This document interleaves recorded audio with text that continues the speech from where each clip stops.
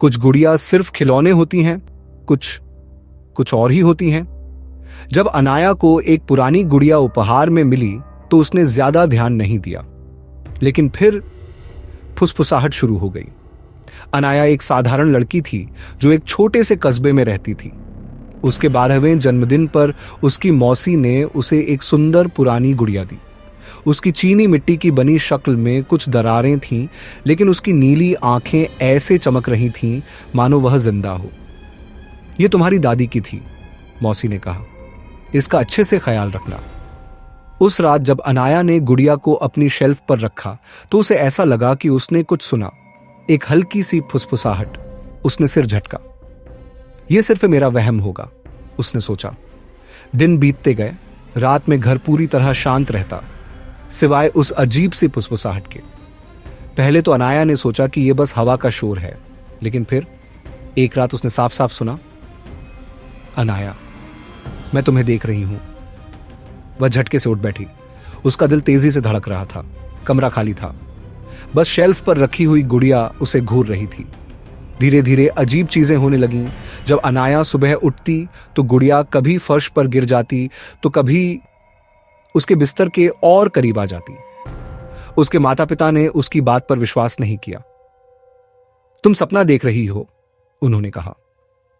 एक रात अनाया ने सोने से पहले गुड़िया को अलमारी में बंद कर दिया, लेकिन जब वह सुबह उठी तो वह ठीक उसके तकिए के पास थी। उसकी ठंडी चीनी मिट्टी की बनी हुई हथेली अनाया के हाथ पर रखी थी। डर के मारे अनाया ने अपने पुराने पारिवारिक सामान खंगालने शुरू किए ताकि गुड़िया के बारे में कुछ पता चल सके। तभी उसे अपनी दादी का एक पुराना पीला पड़ चुका पत्र मिला। यह गुड़िया शापित है। इसका इस दुनिया में कोई स्थान नहीं है। जो भी हो, कभी इसकी फुसफुसाहट मत सुनना। अनाया का खून जम गया। फुसफुसाहट अब हर रात तेज होती जा रही थी। अनाया, मुझे मत छोड़ो, अब हम हमेशा के लिए दोस्त हैं। उस रात अनाया ने गुड़िया से छुटकारा पाने का फैसला कर लिया। वह बाहर भागी और घर के पिछवाड़े में एक गड्ढा खोदने लगी। जैसे ही उसने गुड़िया को उसमें डाला, वह चीखने लगी, तुम मुझसे पीछा नहीं छुड़ा सकती अनाया। अनाया ने कोई ध्यान नहीं दिया। उसने जल्दी से मिट्टी डालकर गड्ढा बंद कर दिया और घर के अंदर भाग गई। शांति। उसने गहरी सांस ली। अब सब ठीक था। वह बिस्तर में गई, लेकिन उसका दिल अभी भी जोर से धड़क रहा था। कुछ मिनट बीते, फिर कुछ घंटे। चारों ओर बस सन्नाटा था। फिर जैसे ही उसे नींद आने लगी, उसने अपने कान के पास ठंडी सांसों का एहसास किया। क्या तुम्हें सच में लगा कि तुम मुझसे छुटकारा पा सकती हो? अनाया की आंखें डर से फैल गईं।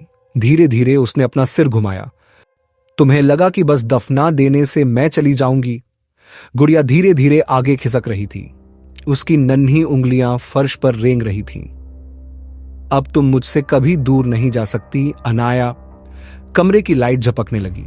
दीवारों पर अंधेरे साए लहराने लगे और फिर दरवाजा खुद ब खुद बंद हो गया। अगली सुबह अनाया का कमरा खाली था। उसके बिस्तर पर बस एक चीज रखी थी, वही गुड़िया। उसकी मुस्कान अब और भी गहरी हो चुकी थी। देखने के लिए धन्यवाद और लाइक, कमेंट और सब्सक्राइब करना न भूलें, क्योंकि अगली डरावनी कहानी आपको और भी अधिक चौंका सकती है। हो सकता है अगला खौफनाक अनुभव आपका ही इंतजार कर रहा हो।